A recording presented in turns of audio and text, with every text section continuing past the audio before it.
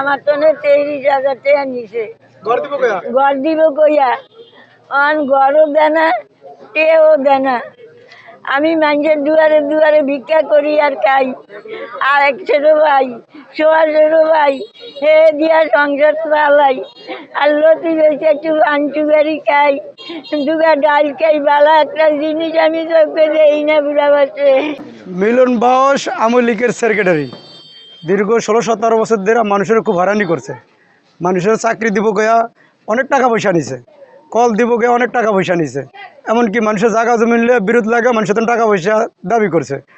আমার করছে যেমন আমার একটা ঘরের কাজ ধরছে, আমার কাছে 3 লক্ষ টাকা চাঁদা চাইছে আওয়ামী লীগ থাকা অবস্থায় 2023 সালে। তখন আমি ওরে কছি 50,000 টাকা দিছি, দেওয়ার পরে আরও বাকি 2.5 লক্ষ টাকা চাইছে। 2.5 লক্ষ টাকা না দেওয়ার কারণে আমার বাপের ঠ্যাং ভেঙে গেছে। আমার কাছে সব প্রমাণ আছে এই জায়গায়, প্রমাণ যদি আইনে সব কিছু আমি দেখাইতে পারবো যদি হেরা চায়। এই কিছুদিন আগে সেই ওই টাকা পয়সা নিয়ে এগুলো নিয়ে ঝগড়া করিয়া ও আমার নামে আবার ভিডিও নতুন করে মামলা করছে। তবে এটা আমি বিচার চাইতে আছি প্রশাসকের কাছে। আওয়ামী লীগের 17 বছরে অনেক মানুষের মামলা দিয়া, মিথ্যা মামলা দিয়া হয়রানি করিয়া অনেক টাকা পয়সা হাতায় নিছে এবং কল দিব কইয়া চাকরি দিব কইয়া বহুত মানুষের থেকে লাখ লাখ টাকা হাতায় নিছে। এই কিছুদিন আগে একটা অন্য জনের জমি জমা নিয়ে দ্বন্দ্ব, কিন্তু হ্যাঁ এটার ভিতরে জড়িত হইয়া টাকা সাদা ছায়া। তারপর যারা দেশে নাই তাদের নামও এই যে রোববারে একটা মামলা করছে। এভাবে 17 বছর বহুত মানুষের হয়রানি করিয়া ঘরবাড়ি ছাড়া করছে। এটার জন্য আমরা প্রশাসনের কাছে বিচার চাই, যাতে যে এইভাবে অনেক মানুষের হয়রানি করিয়া নিঃস্ব করিয়া দিছে। এটা প্রশাসনের কাছে আমরা জোর দাবি জানাই, যাতে যে আইনের আওতায় নিয়ে আইসা যাতে যে যারা ভুক্তভোগী এদের টাকা পয়সাগুলো পাইতে পারে, এই জন্য প্রশাসনের কাছে আমরা জোর দাবি জানাচ্ছি। এই অদ্য এলাকায় এই দেশে আসার পরের থেকে বহুত মানুষের নামে মামলা দিছে, শতে মামলা দিছে, যা অগণিত। মনে করেন এই ভুক্তভোগী অনেকে আছে, এখন নামে মামলা দিয়া তার একটাই ব্যবসা, সে মানুষের মামলা দিয়া শুধু টাকা নেয়, নিয়ে আবার মামলা উঠে এলায়, বুঝছেন। এইভাবে এরকম 50টা পরিবার আছে অর্ধ এলাকায় নিঃস্ব করে দিছে উনি, ঠিক আছে। চাকরির কথা বললে হিন্দু পরিবারের থেকেও মনে কয়েক লক্ষ টাকা নিছে, আমাকে মুসলমান পরিবারের থেকেও মনে করেন 50 লক্ষ টাকার উপরে নিছে। পুলিশে চাকরি দিব কেয়া, বিভিন্ন দপ্তরে চাকরি দিব বললা, বিভিন্নভাবে মানুষের কি বলবো আর, এটা যা ভাষায় প্রকাশ করে না। এই জন্য আমাদের এলাকাবাসী এবং এই গ্রামের সবার একটাই দাবি, তাকে আইনের আওতায় আইনা শক্তভাবে বিচার করা হোক। মিলন বাউস আমার ছোট ভাইয়ের চাকরির জন্য আমি 3.5 লক্ষ টাকা দিয়েছি। উনি চাকরি দিবে বলছে, উনি চাকরিও দিচ্ছে না, টাকাও দিচ্ছে না।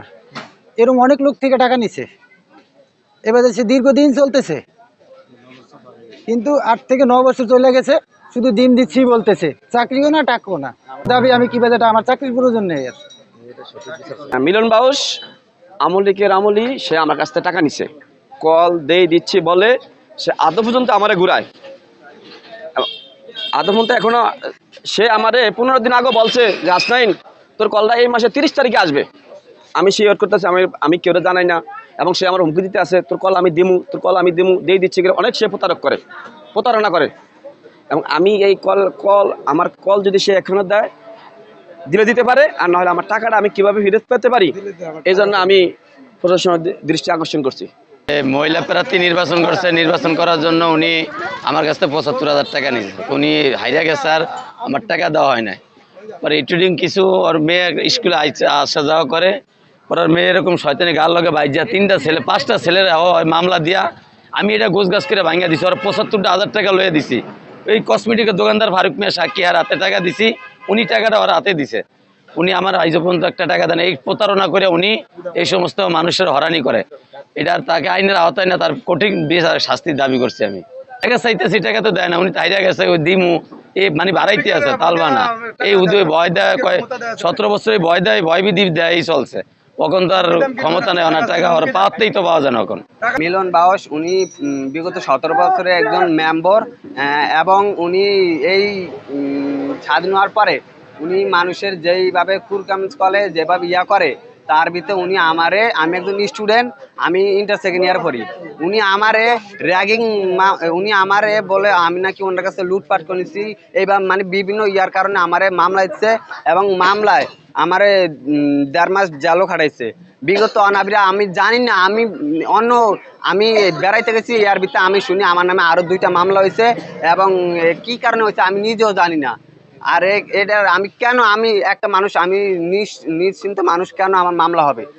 আমি চাই যে মানুষ মিথ্যা মামলায় না পড়ুক, মিথ্যা মামলায় যে না জড়ায়। উনি আমার মিথ্যা মামলা দিয়ে আমার হয়রানি করছে, আমার জায়গা জমিন বেচে এই মামলায় আমার চালাইতে হয়েছে। উনি মানুষের এই মিথ্যা কেন মামলা দেয়? আমি এই সমস্ত বিচার চাই, এই বিচার যেন সুশিক্ষিত হয়, এই আমি কামনা করি। টাকা নিছে, 3,000 টাকা করে নিছে, বর্ষভাতার টাকা নিছে, বর্ষভাতা করে দিল, আর কল দিব, আমাকে এটি কিস্তি দেয়নি। আরো গেলে এরা বাজে কথা বেলা যে কথা আমাকে দাবি চাই, মানে কারণ কলের টাকা দিবে, টাকা নিছে, এবার রেশন কার্ড বইবে, মনে করেন টাকা নিছে, আমাদের রেশন কার্ডও দেয় না, কলও দেয় না, মনে করেন। এর দ্বারা আমরা যাইলে মনে করেন কলের টাকা লেগে জিগাইলে আমাকে কল দিবেন না, কলের টাকা আনছে, হ্যাঁ আরো মনে করেন উল্টা কথা পাই, কি টাকা আনছি, কোনো টাকা পাইবেন না, জানেন মনে করেন উল্টা সুল্টা কথা। এরপরে মনে করেন যে সমস্ত ব্যবহার করে, অনেক খারাপ ব্যবহার করে, মনে করেন এই লোক আমরা এলাকা মহিলা, এর লোকে কি আমরা মনে করেন খারাপ ধরনের ব্যবহার করতে পারবো? আমরা কোনো খারাপ ব্যবহার মনে করেন আমরা বাড়িতে আমরা এটা বিচার চাই, আমাকে টাকা চাই। ঘটনা সব মিথ্যা, মানে আমার ভিডিও ঠ্যাংকে মেঙ্গে লিখে কেস দিচ্ছি, এবারে আবার কেস বুঝিয়া সাদা চায়, ইয়া চায়, মানে এবারে আমার আবার খুব দিছে, ইয়াকে শুক্রবার মহিলার সামনে, বুঝছেন? এইটা আমি আবার কেস দিছি, এই কথা, এইটা আমি আবার কেস দিছি আর তলব হয়েছে ব্যাধ দিছে, মানে এই সমস্ত মানে ইয়া করে কথা, বুঝছেন?